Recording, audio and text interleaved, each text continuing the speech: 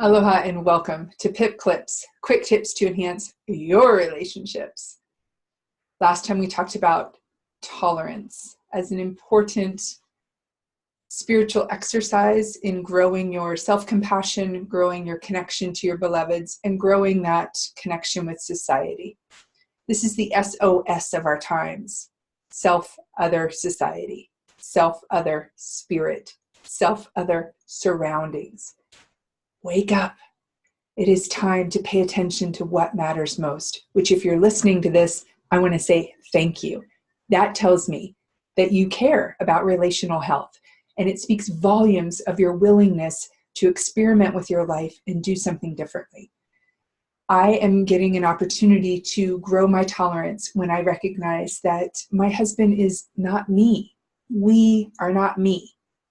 And I had a reader write in and say she wanted to hear more about what if my partner and I have different spiritual paths. So I wanted to address that today. First of all, we are not me. Your partner is not you. And the invitation is to look for the common ground. This is the key in the spiritual teachers of our time.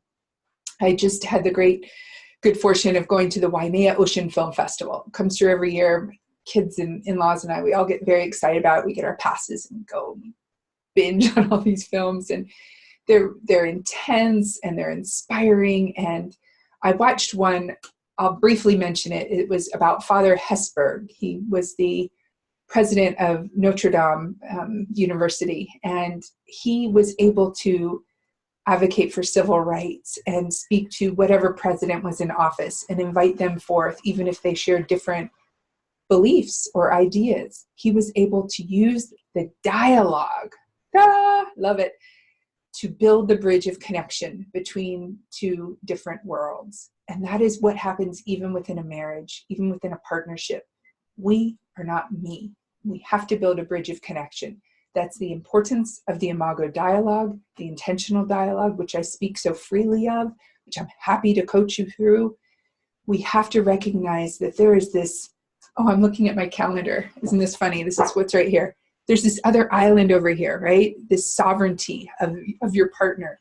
And these bays, when the unconscious of the sea comes in, this is where we create our unique selves, our conscious realities. So if that just got a little trippy, sorry. That's a little bit of the exploration of the Hawaii lifeways that I've enjoyed over the last few years. But we have this vast unconscious beingness of ourselves that motivates so much of what we do during the day. And my invitation to you is to bring that to conscious awareness so that we can then advocate for our partner's well-being. Find the common ground. My husband loves to be relaxed and calm and be the best father he can be. I enjoy being relaxed and calm and the best mother I can be. We have that common ground. How we go about getting there is really different. So we get to enjoy our differences, get curious about that, and advocate. My husband wants to sleep in. I bristle at the thought, and I've realized that it's linked to my father and all of the sleeping that he did in his life. And that's not my husband.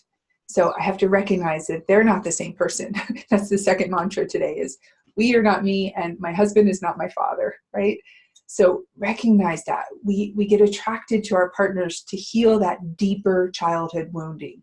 I wanted so much for my father to wake up to his life. And you know what? My husband is waking up to his life. He's got his own journey here. And he may not use the same language or have the same experiences that I do. And I get to honor that and bow before that and advocate for what he needs. And if he wants to sleep in on Sunday, great. But tomorrow's Saturday, and we are going to hike Hualalai. So we're getting up at 5 a.m.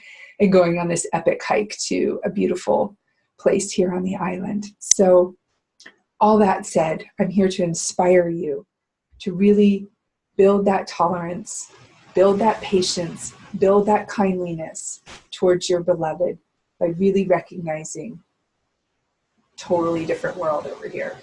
Invite them in, cross the bridge, check out this neighborhood, invite them into the dark places.